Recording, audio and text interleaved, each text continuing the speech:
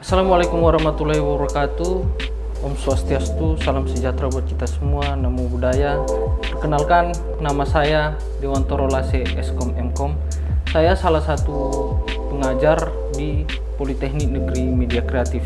Saya berhome base di program studi desain grafis Politeknik Negeri Media Kreatif. Saya diberikan beban tugas sebagai mengajar di mata kuliah Digital Imaging atau lebih dikenal dengan digital grafis, dan di semester ini saya mengajar di mata kuliah Bitmap Base atau mata kuliah yang berasumsikan raster.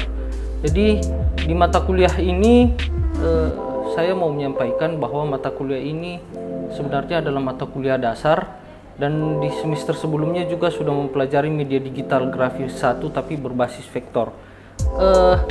Adapun metode pengajaran di mata kuliah ini adalah memakai bobot 3 SKS. Dengan teknik pengajaran yang saya adopsi adalah DIA atau Delivery Interaction Assessment.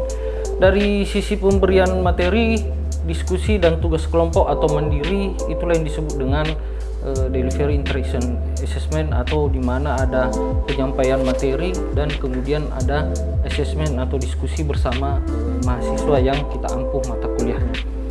Capaian-capaian pembelajarannya adalah mahasiswa mampu membuat atau mendesain sebuah gambar melalui aplikasi Adobe Photoshop. Jadi mata kuliah yang berbasis desain itu bisa beberapa memakai aplikasi desain seperti produk Adobe ataupun produk Corel. Namun pada mahasiswa desain, saya mengadopsi aplikasi produk Adobe, yaitu Adobe Photoshop. Baik itu Adobe Photoshop yang Creative Suite maupun Adobe Photoshop yang Creative Clouds. Jadi tergantung di mana mahasiswanya atau kemampuan kita menggunakannya. Kemudian capaian belajar selanjutnya adalah mahasiswa mampu mengedit sebuah gambar dan mengedit sebuah teks. Baik itu efek gambarnya, baik itu efek teksnya, maupun penggunaan aplikasi tools yang ada di dalam aplikasi tersebut. Next, selanjutnya adalah mahasiswa mampu menjelaskan dan memahami penggunaan serta pembuatan desain melalui aplikasi Adobe Photoshop. Kemudian ketika melakukan pembelajaran atau perkuliahan ini, maka sebelum dilakukan perkuliahan maka disampaikan kepada mahasiswa bahwa adanya kontrak perkuliahan. Di kontrak perkuliahan itu maka dosen dan mahasiswa menyepakati sistem apa saja yang digunakan ketika melakukan perkuliahan tatap muka maupun praktikum di laboratorium. Selanjutnya ketika menyampaikan kontrak perkuliahan, saya juga menyampaikan kepada mahasiswa bahwa kita menggunakan rencana pembelajaran semester. Apa-apa saja struktur rencana pembelajaran semester yang kita akan gunakan selama mata kuliah ini berlangsung. Adapun rencana pembelajaran semester yang diberikan adalah yang pertama adalah pengenalan dan perbedaan antara versi vektor dengan versi bitmap atau yang lebih dikenal dengan raster. Kemudian apa-apa aja produk aplikasi yang dipakai seperti produknya yaitu produk aplikasi Adobe ataupun Corel. Namun dalam hal ini mata kuliah ini kita memakai produk aplikasi Adobe. Kemudian selanjutnya di RPS juga menjelaskan bahwa nanti akan membahas tentang pengertian dan pemahaman mahasiswa tentang pixel, ya, bagi pixel itu ada berapa DPI-nya dan lain sebagainya. Kemudian selanjutnya memahami fungsi tools, fungsi menu bar dan fungsi palette layer, dan cara membuat kanvas ataupun ukuran-ukuran size kanvas yang akan di layout di dalam Adobe Photoshop. Selanjutnya adalah mendesain background dan penggunaan warna. Warna itu ada dua, yaitu warna digital maupun warna cetak atau lebih dikenal dengan RGB and CMYK atau Cyan, Magenta, Yellow, and K. Dan kemudian seleksi objek, salah satunya adalah produknya, kemudian efek blur, layouting, dan pembuatan desain retouching.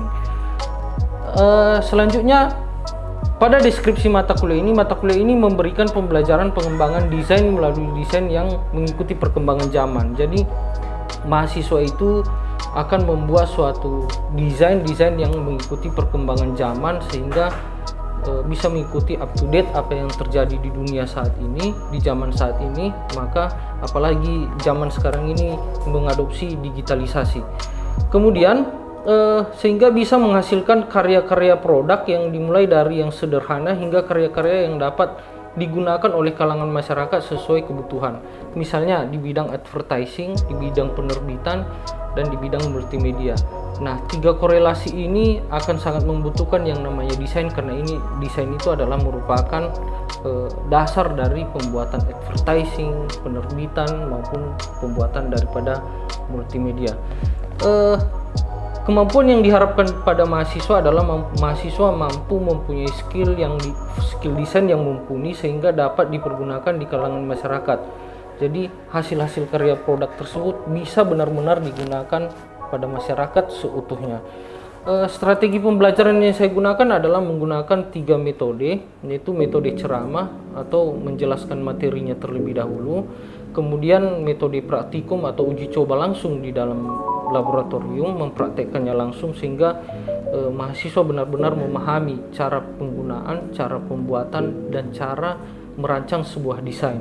Selanjutnya adalah melakukan sesi diskusi atau tanya jawab, di mana sesi ini adalah metode ini adalah untuk lebih memperdalam materi-materi yang diberikan kepada mahasiswa sehingga mahasiswa tersebut bisa lebih cepat memahami apa-apa saja yang akan dilakukan di dalam mata kuliah digital imaging atau media digital grafis berbasis bitmap. Dari sisi tugas yang diberikan, maka sebelum melaksanakan praktikum di laboratorium, maka 1 minggu atau selambatnya 4 hari sebelum perkuliahan saya akan membagikan modul atau materi yang akan dibahas di saat praktikum, sehingga materi-materi tersebut sudah jauh sebelum dilakukan praktikum mahasiswa sudah memahami materi-materi apa aja yang akan dibahas sebelum dilakukan dirancang dan dibuat, didesain di laboratorium. Kemudian selanjutnya mahasiswa akan mengerjakan soal dari modul-modul yang diberikan dan mendokumentasikan proyek-proyek yang dikerjakan pada pertemuan ke-13, sehingga apa yang dirancang oleh mahasiswa tersebut bisa nanti akan didemonstrasikan dan dipresentasikan proyek-proyek atau pekerjaan-pekerjaan yang dirancang di dalam mata kuliah ini. Dan terakhir adalah mengupload semua karya produk mahasiswa-mahasiswa tersebut atau rancangan-rancangan desain daripada mahasiswa tersebut di dalam suatu Google Classroom untuk dilakukan penilaian dan evaluasi terhadap hasil karya produk yang sudah diberikan selama pembelajaran 1 semester tersebut. Untuk kriteria penilaian, kita menggunakan kriteria penilaian yang pertama adalah penguasaan materi melalui pertanyaan-pertanyaan yang diberikan, yaitu berbobot 40%. Kemudian dari sisi kreativitas, yaitu dinilai dari sistem aktif diskusi dan pendapat-pendapat yang diberikan atau masukan-masukan yang diberikan selama perkuliahan. Dan yang ketiga adalah kedisiplinan yang berbobot 20%. Kedisiplinan ini jika tepat waktu, maka mahasiswanya akan mendapatkan nilai yang baik dari sisi kehadiran, dan jika kehadirannya kurang dari 50% tanpa alasan yang jelas, maka tidak akan diberikan nilai untuk pembobotan nilai. Maka selanjutnya akumulasi pembobotan nilai tersebut akan diberikan dari ujian akhir semester 40%, dari ujian tengah semester 20%, dan dokumentasi proyek atau karya produk yang dilakukan itu sebanyak 20%. Sisanya dari latihan dan penghargaan itu serta kehadiran sebanyak 20%, atau bisa dispesifikkan seperti dari latihan dan penghargaan 15%, dari kehadiran 5%. Demikian deskripsi dari pengantar daripada mata kuliah ini. Maka mari kita lihat mata kuliah yang saya ampu ini, yaitu digital imaging atau lebih dikenal dengan media digital grafis berbasis bitmap. Maka untuk selanjutnya mari kita lihat, saksikan video atau progres perkuliahan selama di laboratorium. Sekian dan terima kasih. Selamat pagi. Pagi, Pak. Oke, salam sejahtera buat kita semua. Assalamualaikum warahmatullahi wabarakatuh. Om Swastiastu, Namo Buddhaya, salam kebajikan. Apakah hari ini Anda sehat? Sehat, Pak. Selamat datang di Laboratorium Desain Grafis di mata kuliah Media Digital Grafis atau bitmap base dengan memakai aplikasi Adobe Photoshop. Hari ini kita kembali lagi di pertemuan ini dengan mengikuti RPS yang ada ya, RPS yang ada atau dikenal dengan rencana pembelajaran semester. Jadi kalau saat ini bisa saya tampilkan RPS yang kita bahas itu ada di pertemuan ke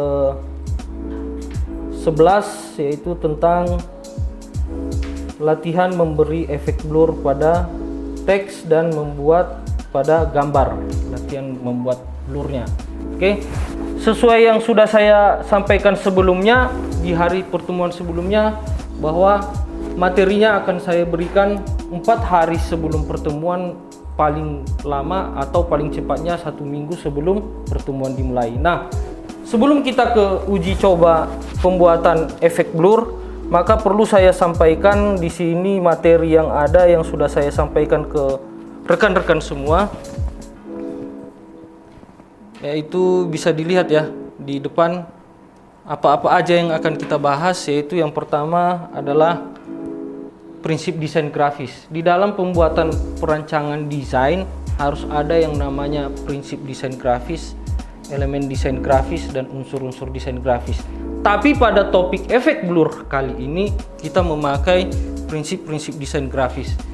Apa prinsip desain grafis? Yaitu ada keselarasan, kesebandingan, irama, keseimbangan, penekanan, dan pendalaman. Kalau kita membuat suatu desain tidak ada yang namanya prinsip desain ini, bagaimana Anda membuat keseimbangan antara warna dan cahaya? Nah, selalu pada pertemuan sebelumnya selalu saya sampaikan bahwa ini menjadi patokan utama pada pembuatan sebuah desain grafis. Ini dipahami ya? Bisa paham? Sampai di sini bisa paham? Oke, next. Lanjut. Kalau kita punya satu gambar yang perlu diedit pada area tertentu, maka ada fokus yang diambil. Dan apa yang dibuat blur itu juga menjadi salah satu objek utama dalam pembuatan desain grafis. Oke, next. Kalau misalnya di sini cara pembuatannya bagaimana, maka nanti kita praktekkan langsung melalui aplikasi yang menggunakan bitmap base, yaitu Adobe Photoshop yang sudah biasa kita gunakan pada pertemuan-pertemuan selanjutnya. Nah, ada 2 project pada media digital grafis. Ada yang berbasis vektor, ada yang berbasis bitmap atau dikenal dengan raster.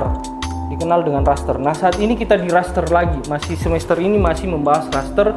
Kalau semester yang lalu kita membahas yang namanya vektor. Oke, next.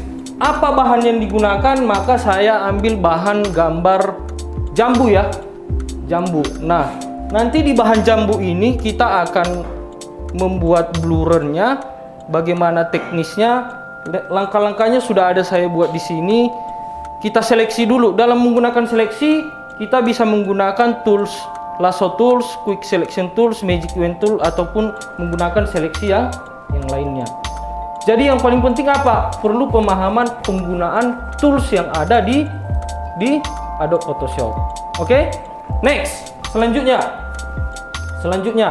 ini adalah contoh penggunaan tools. Jadi nanti kita memakai yang elliptical tools, lalu kita blur nanti menggunakan elliptical tools, lalu kita nanti masuk ke sistem yang akan digunakan pada menu yang disediakan. Oke, selanjutnya kita masuk ke poin penggunaan fungsi daripada Adobe Photoshop. Teknisnya bagaimana? Rekan-rekan mahasiswa bisa langsung membuka icon Adobe Photoshop ya. Silahkan dibuka langsung di PC-nya masing-masing. Silahkan dibuka di PC masing-masing. Jadi Adobe Photoshop bisa digunakan dengan kriteria minimal RAM PC yang ada itu adalah 4 GB minimal ya, mempunyai virtual graphic adaptor. Dan kalau sistem operasi bisa menggunakan sistem operasi iOS, bisa menggunakan sistem operasi Windows 7, bisa menggunakan sistem operasi Windows 10. Perkembangan teknologi sekarang apa? Bisa menggunakan Windows 11. Nah, kalau kali ini saya menggunakan di Windows 10 dengan menggunakan Adobe Photoshop versi Creative Suite 6. Creative Suite 6. Oke? Nah, teknisnya adalah silahkan buka menu file. Oke? Ambilkan objeknya atau file yang akan digunakan. Misalnya saya menggunakan seperti file yang sudah saya bagi pada pertemuan sebelumnya. Oke. Kelihatan ya? Kelihatan. Nah, kalau di layar mungkin rekan-rekan mahasiswa bisa melihat ini layarnya kecil. Bagaimana cara menggedekannya? Tinggal Ctrl plus. Tinggal Ctrl plus ya. Jadi karena dia bitmap atau raster, ini ketika di zoom akan kelihatan rasternya, pecahannya. Akan kelihatan pecahannya. Begitu ya. Oke, next. Kalau tadi di materi sudah dijelaskan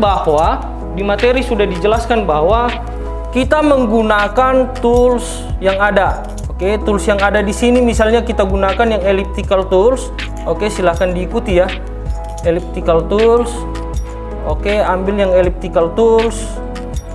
Klik elliptical toolsnya. Oke. Lalu seleksi langsung dengan menekan tombol Shift pada keyboard Anda.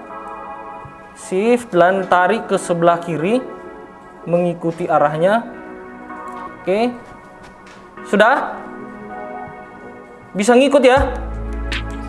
Oke. Nah, ini bisa dikontrol ya, disesuaikan dengan gambar. Jadi misalnya yang mau kita blur itu adalah bagian area gambar yang di kiri dan di kanan. Fokus objeknya adalah gambar belahan daripada jambu yang berwarna merah. Jambu yang berwarna merah. Oke?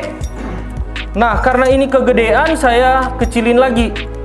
Dikecilkan lagi. Oke? Bisa?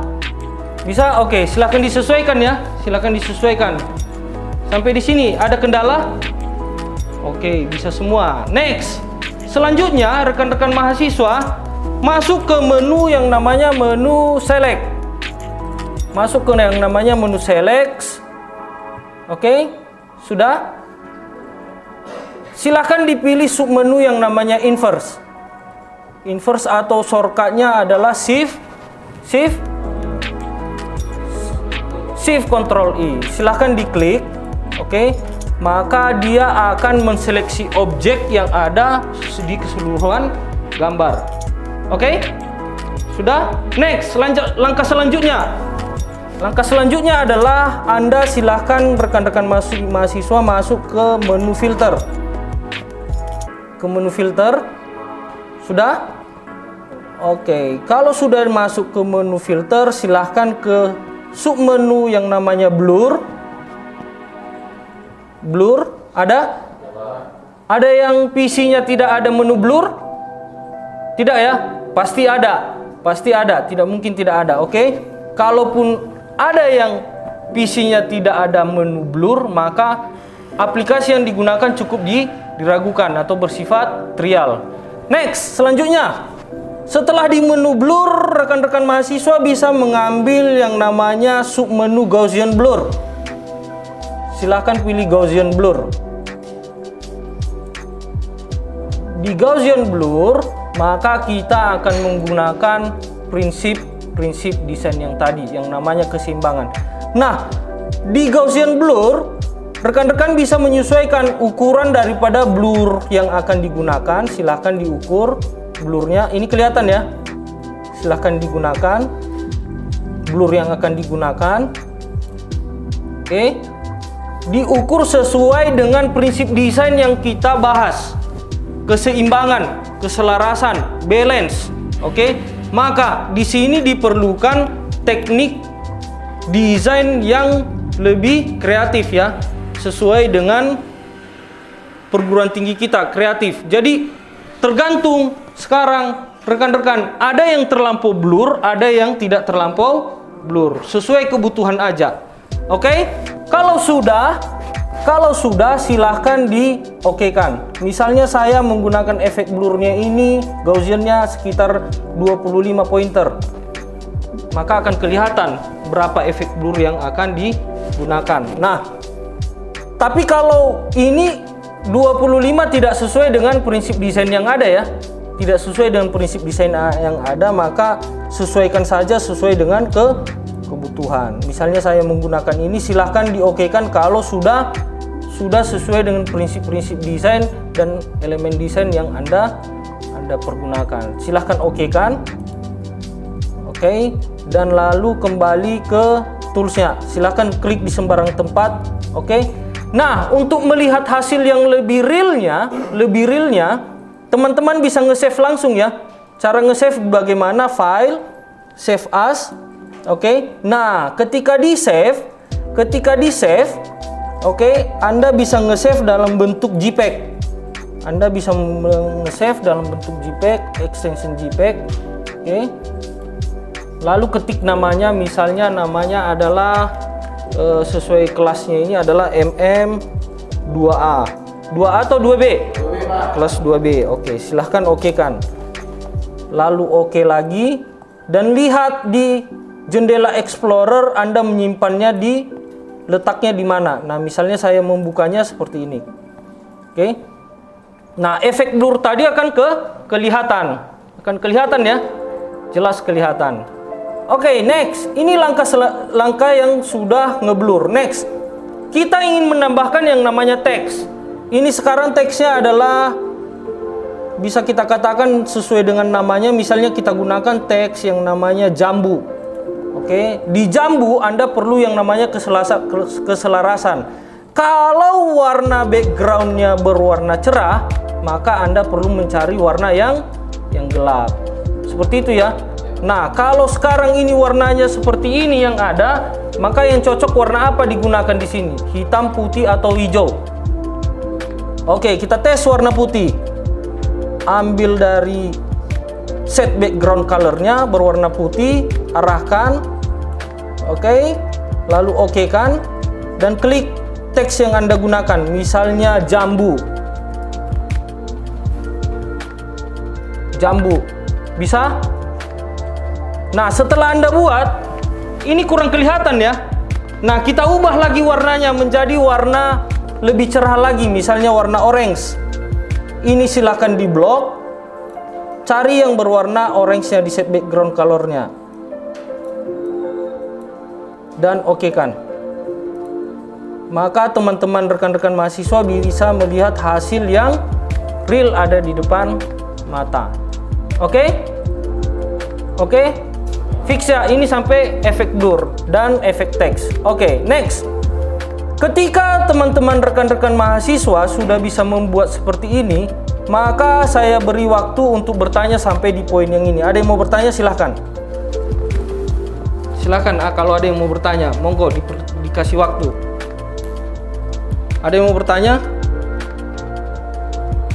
Langsung aja ya, silahkan. Ada yang mau bertanya? Atau saya beri waktu untuk mencoba, silahkan dengan kapasitas internet kita yang ada, yaitu sekitar 50, kurang lebih 50 Mbps, teman-teman bisa mengambil gambar sampel dan membuat dengan model yang seperti ini. Dikasih waktu 5 hingga 10 menit.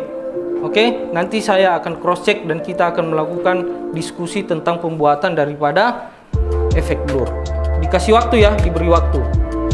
Monggo, silahkan.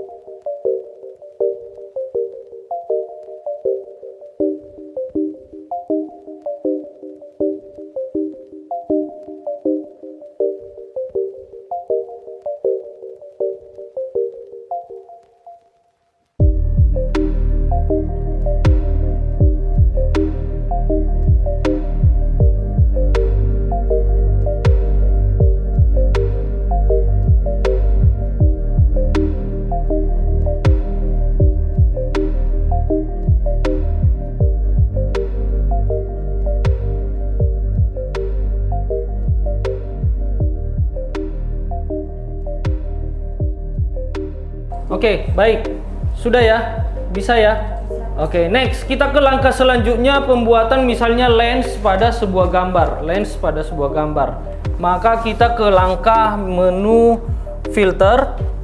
Oke, ke menu filter, ambil yang namanya render. Ambil yang namanya render, bisa ke lighting efeknya ya.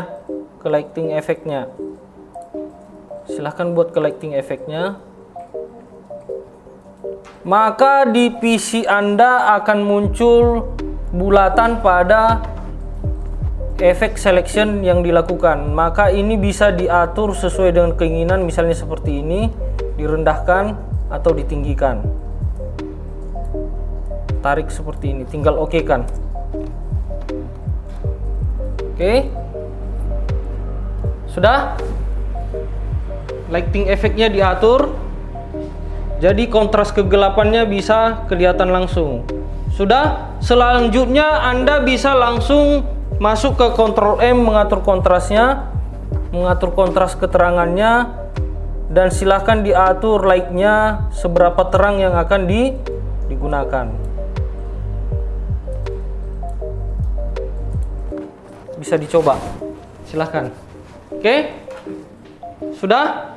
Nah, kalau sudah, semua project yang Anda buat itu nanti dimasukkan ke dalam Google Drive untuk menjadi tugas akhir karya produk dan dicetak dalam berbentuk katalog. Itu adalah karya tugas akhir di pertemuan akhir nantinya. Tapi ini adalah salah satu objek yang akan dilakukan pada hasil akhir pembuatan project dalam media digital grafis. Selanjutnya nanti akan ada retouch dan mata kuliah selanjutnya yang membahas lebih dalam tentang media digital grafis. Sampai di topik ini, ada yang mau bertanya? Monggo silahkan. Kalau ada yang mau bertanya, silahkan, dikasih waktu ya bertanya. Oke, silahkan sebut namanya Bang. Siapa namanya? Nama saya Jeremia Metamitoro. Oke. Saya ingin bertanya mengenai prinsip desain, Pak. Ya, silahkan. Mengapa suatu desain perlu menerapkan prinsip-prinsip dalam desain? Oke, pertanyaan yang bagus ya. Kenapa di dalam desain harus menerapkan yang namanya prinsip-prinsip desain? Jadi di dalam seorang desainer itu perlu menerapkan prinsip desain, karena di dalam prinsip desain, atau kalau saya tampilkan tadi topik yang materi yang sudah saya sampaikan, bahwa di dalam suatu desain perlu menerapkan prinsip desain.